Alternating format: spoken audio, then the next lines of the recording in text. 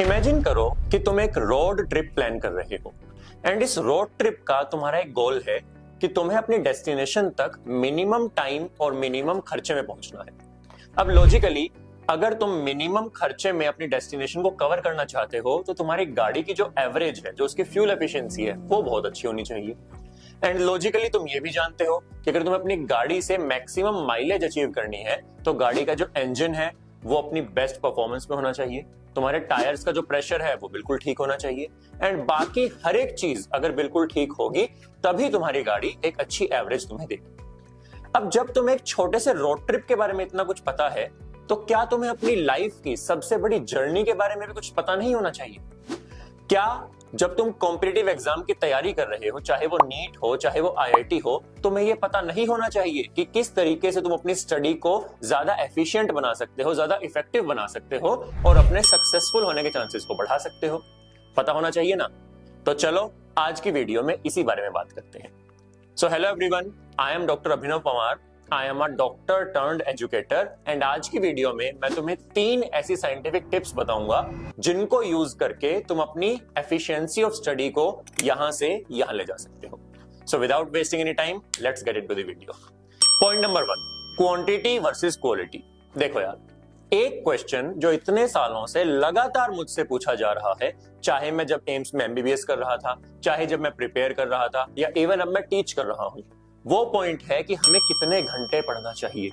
And इसका हमेशा से जो मेरा आंसर रहा है वो है इट डज नॉट मैटर।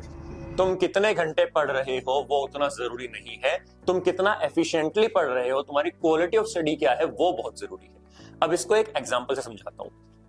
मान लो कि तुम डिसाइड करते हो कि तुम्हें अगले 3 घंटे में एक चैप्टर कवर करना है, तो तुम अपनी स्टडी स्टार्ट करते हो, लेकिन जैसे जैसे टाइम क्रॉस होता है तुम्हारा जो फोकस है वो टाइम के साथ कम होना स्टार्ट होता है।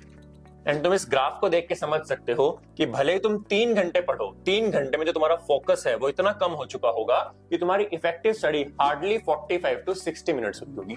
और ऐसा मैं नहीं बोल रहा हूं, ऐसा साइकोलॉजी बोलती है।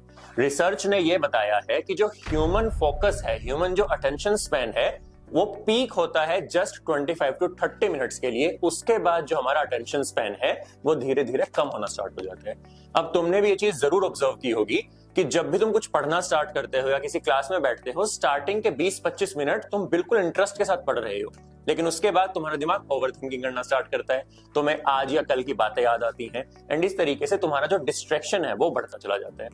अब इससे बचने का एक बड़ा अच्छा तरीका है कि तुम अपनी जो स्टडी की ड्यूरेशन है उसको तुम 25 to 30 मिनट्स के ब्लॉक्स में तोड़ दो। जैसे अगर यही सेम चैप्टर किसी एक स्मार्ट बच्चे को, किसी एक इंटेलिजेंट बच्चे को करना होगा, वो क्या करेगा? वो इसकी जगह सिर्फ और सिर्फ 25 और 30 मिनट्स के सेशन में पढ़ेगा, तो उसका फोकस पहले पूरा होगा, फिर उसका फोकस गिरना स्टार्ट होगा। जैसे ही वो फोकस गिर के थोड़ा सा भी कम हुआ, वो बच्चा 5 मिनट का ब्रेक लेगा और उस 5 मिनट के ब्रेक में वो कोई ऐसी चीज करेगा जिससे उसको रिप्लेनिश हो उसकी एनर्जी, जिससे उसको रिफ्रेश फील हो सकता है वो जाके थोड़ा ठंडा पानी पिए, हो सकता है 2 मिनट के एक ब्रिस्क वॉक ले या फिर 4-5 पुशअप्स लगाए, ऐसा कुछ भी करे जिससे उसकी बॉडी में ब्लड फ्लो इंप्रूव करे। जैसे ही वो दोबारा पढ़ने बैठेगा उसका फोकस फिर से 100% से स्टार्ट होगा, फिर वो 25 to 30 मिनट का स्टडी सेशन लेगा, इसके बाद फिर से वो चीज रिपीट करेगा एंड इस तरीके से वो रिपीट करते करते जो उसका ऑप्टिमम फोकस गोल है, जो उसका ऑप्टिमम फोकस एरिया है, वो उस टाइम पे अपनी पढ़ाई करेगा। एंड इन 3 घंटे में से आप मान के चलो उसकी जो इफेक्टिव स्टडी है वो एज हाई एज 2.5 आवर्स होगी, वो लगभग 2.5 घंटे इफेक्टिव स्टडी कर चुका होगा। अब कहने को दोनों ही बच्चे 3 घंटे बैठे हैं पढ़ने, लेकिन जो सेकंड वाला बच्चा है उसकी एफिशिएंसी पहले वाले बच्चे से कई गुना ज्यादा है। एंड इस टेक्निक का एक नाम भी है जिसको हम बोलते हैं पोमोडोरो टेक्निक। अब बहुत सारे बच्चे इस टेक्निक को सुनते ही फॉलो करते हैं, लेकिन फिर उनकी एक कंप्लेंट होती है कि सर हम पढ़ते तो हैं 25 मिनट, लेकिन जैसे ही हम 5 मिनट का ब्रेक लेते हैं वो ब्रेक कब 5 मिनट की जगह आधे घंटे का, 1 घंटे का हो जाए हमें पता ही नहीं चलता। तो ये चीज का आपने बहुत ज्यादा ध्यान रखना है कि अगर आप 25 मिनट पढ़ रहे हो, आपका ब्रेक सिर्फ और सिर्फ 5 मिनट का होना चाहिए। अपने आप को आपने इस तरीके से ट्रेन करना है कि आपका जो ब्रेक पीरियड है वो 5 मिनट से ज्यादा ना हो। अल्टीमेटली पोमोडोरो टेक्निक का गोल है आपके स्टडी आवर्स को बढ़ाना। तो जरूरी नहीं है कि 25 और 30 मिनट कोई हार्ड एंड फास्ट रूल है। अगर आप पढ़ते पढ़ते 40-45 मिनट से इवन 1 घंटा भी इफेक्टिवली पढ़ पा रहे हो तो वो एक अच्छी बात है। लेकिन मेन चीज क्या ध्यान रखनी है, जहां पर भी आपका फोकस थोड़ा सा भी लूज होना स्टार्ट हो, आपने वहीं पर बुक बंद करनी है, आपने उस जगह से उठना है, 5 मिनट का एक शॉर्ट ब्रेक लेना है, वापस से आके पढ़ना है। एंड इस तरीके से आप देखोगे आपकी जो एफिशिएंसी है वो बहुत हद तक बढ़ चुकी होगी। सेकेंड जो चीज मैं बताना चाह रहा हूं, second point is about intelligent revision.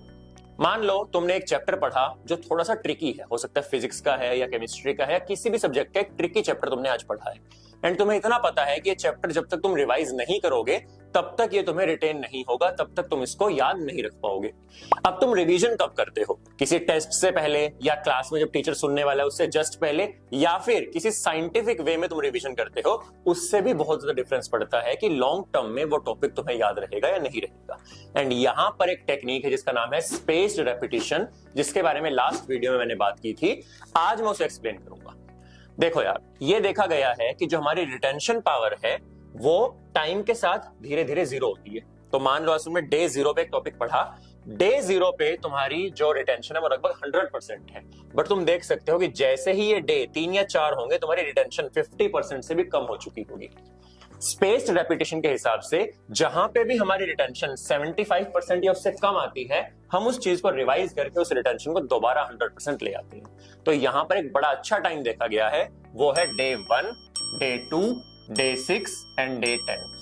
And तुम देख सकते हो कि जैसे ही तुम इस टाइम पे रिवीजन करनी स्टार्ट करोगे, जहां तुम्हारी टेंशन कम हो रही थी तुमने रिवाइज करके उसको दोबारा 100% कर लिया, फिर वो कम होनी स्टार्ट हुई, तुमने फिर रिवाइज करके उसको 100% कर लिया, एंड इस तरीके से लॉन्ग टर्म में जो तुम्हारी रिटेंशन है वो नियरली 100% रहेगी। अब देखो, रिवीजन उतनी ही बार हुई है, इस बच्चे ने भी रिवीजन सिर्फ 4 बार की है, और मे भी तुम भी रिवीजन 4 बार करो, लेकिन इसकी रिटेंशन जहां लगभग 100% होगी, मे भी तुम्हारी रिटेंशन 50% भी ना हो। तो टाइम बराबर लगेगा, बट आपकी जो एफिशिएंसी है वो बहुत ज्यादा बढ़ जाएगी अगर आप साइंस को, साइकोलॉजी को अपने फेवर में रखते हो तो। And the third and final point is तुम्हारी मेंटेलिटी। तुम्हारे सब्जेक्ट्स को लेके, तुम्हारी स्टडीज को लेके तुम्हारी मेंटेलिटी क्या है, ये बाकी किसी भी चीज से ज्यादा इंपॉर्टेंट है। इमेजिन करो, जब भी तुम फिजिक्स पढ़ने बैठते हो, तुम्हारा दिमाग ये बोलता है कि ये सब्जेक्ट तो मुझे बिल्कुल ही पसंद नहीं है, फिजिक्स मुझसे होती ही नहीं है, एंड ये चीज तुम 3 या 4 बार रिपीट करते हो। जितनी बार तुमने फिजिक्स खोली उतनी बार तुम अपने आप से बोलते हो कि I hate this subject. Believe me, तुम फिजिक्स कभी नहीं कर पाओगे, क्योंकि तुमने अपने सबकॉन्शियस माइंड को ये बोल बोलकर ट्रेन कर दिया है कि फिजिक्स उससे होती ही नहीं है। एंड जब भी तुम फिजिक्स करना चाहोगे, तुम्हारा ब्रेन उसको एक पनिशमेंट की तरह, उसको एक पेन की तरह ट्रीट करेगा। एंड एक चीज हमेशा ध्यान रखना, हमारा ब्रेन हमेशा प्लेजर को सीख करता है और पेन या पनिशमेंट को अवॉइड करता है। तो अगर किसी भी सब्जेक्ट को तुम्हारे ब्रेन ने पनिशमेंट की तरह आइडेंटिफाई कर लिया, उस सब्जेक्ट को पूरी जिंदगी तुम नहीं कर पाओगे। सो मेक श्योर स्टडीज को लेके तुम्हारा एक पॉजिटिव मेंटेलिटी है। आई नो, अब तुम में से बहुत लोग सोच रहे होंगे कि यार ये चीज तो मैं जरूर करता हूं, कोई ना कोई सब्जेक्ट तो मेरी नजर में बहुत ही खराब है, तो क्या मैंने अपना पूरा का पूरा जो सब्जेक्ट है वो खराब कर लिया है? तो इसकी बात करेंगे हम नेक्स्ट वीडियो में कि बिना मन के भी तुम कैसे पढ़ाई कर सकते हो, एंड एक सब्जेक्ट को तुम किस तरीके से अपने वर्स्ट सब्जेक्ट से बेस्ट सब्जेक्ट तक ले जा सकते हो। सो मेक श्योर तुमने चैनल को सब्सक्राइब किया हुआ है एंड बेल आइकन को प्रेस किया हुआ है। थैंक यू, मिलते हैं नेक्स्ट वीक।